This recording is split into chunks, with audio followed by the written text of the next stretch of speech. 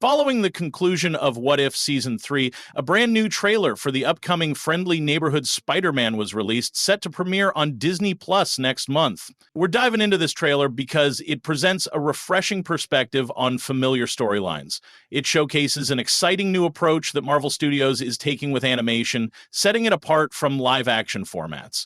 There are numerous references and Easter eggs that you might have overlooked, and we'll meticulously analyze the entire trailer, highlighting these details while also clarifying the plot and the connection between Norman Osborn and Peter Parker. Before we proceed, please hit the subscribe and like buttons. Our channel is dedicated to movie content, and we'd love to hear your thoughts on the trailer in the comments below. Make sure to stick around until the end of the video. Now, let's break down the new trailer for Friendly Neighborhood Spider-Man. The trailer kicks off with a nod to the classic Spider-Man cartoon from 1967, featuring the iconic Spider-Man theme song in the background.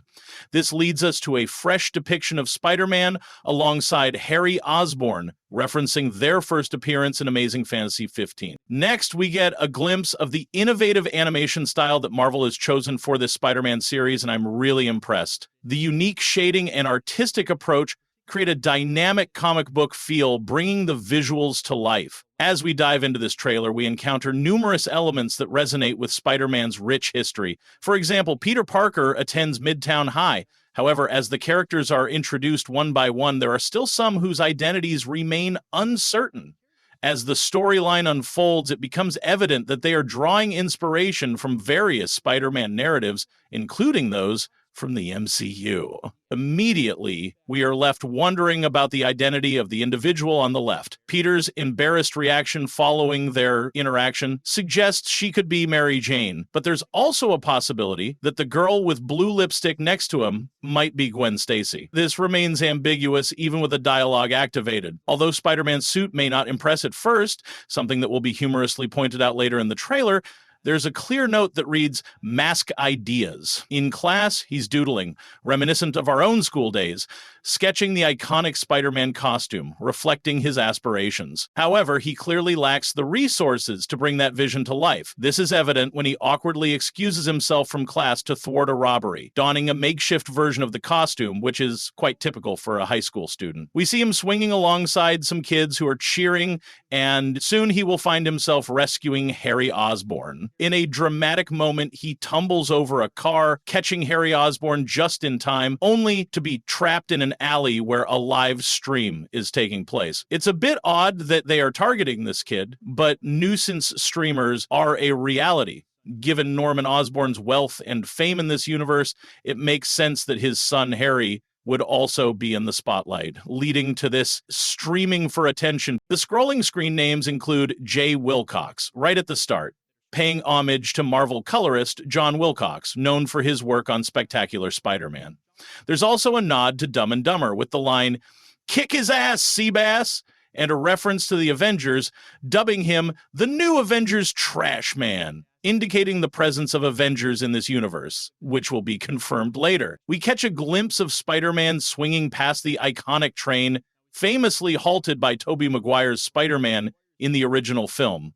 A fist bump occurs between Spider-Man and what appears to be Flash Thompson, who typically has a contentious relationship with Spider-Man, but seems to be showing appreciation, possibly for saving Harry Osborn. Next, Spider-Man leaps into action, mirroring the moment when Tony Stark confronts Tom Holland's Peter Parker about his Spider-Man identity, specifically the scene where he catches an SUV mid-swing. It's fascinating to see a show now incorporating the MCU as part of its origin stories, especially considering how recently the focus was on reinterpreting those very origins. It may feel recent, but time has certainly passed. We might be looking at Cletus Cassidy, known as the Flame, a familiar foe of Spider-Man, along with a hint that could point to Elektra. The visuals become even more intriguing as we see Norman Osborn alongside Captain America, further solidifying the existence of Avengers in this universe. The central plot revolves around Norman Osborn stepping into the role of mentor, taking over from Tony Stark, a genuine hero who previously aimed to guide Spider-Man, provide him with technology, and help him thrive, while now it seems to be tied to the storyline of saving Harry Osborn. Norman Osborne expresses his gratitude by saying, hey, I can be this kid's mentor, setting the stage for an intriguing twist. What if Tony Stark had turned out to be a villain? In that scenario, Spider-Man would find himself in direct opposition to him. This time the mentor dynamic is present, but Osborne is not positioned as a hero. Unless there's a significant change in his character, he appears quite menacing in the trailer. I recommend checking out the trailer for everything you want to see, but if you're curious, which quite possibly you are, Coleman Domingo lends his voice to Osborne, and there have been rumors about him potentially stepping in for Kang in a live-action role, which may not even be for Norman Osborn. Looking ahead, I predict that if audiences respond positively to this Spider-Man series and Domingo's portrayal of Osborn, he could become the MCU's version of the character in the future. This hinges on whether Sony can align its plans with Marvel to integrate all characters into the MCU. But this is something for Spider-Man 5 and down the road. Now, I was initially thinking, do we need another animated Spider-Man show? We've got the Spider-Verse. We've had, well, some misses at Disney Plus.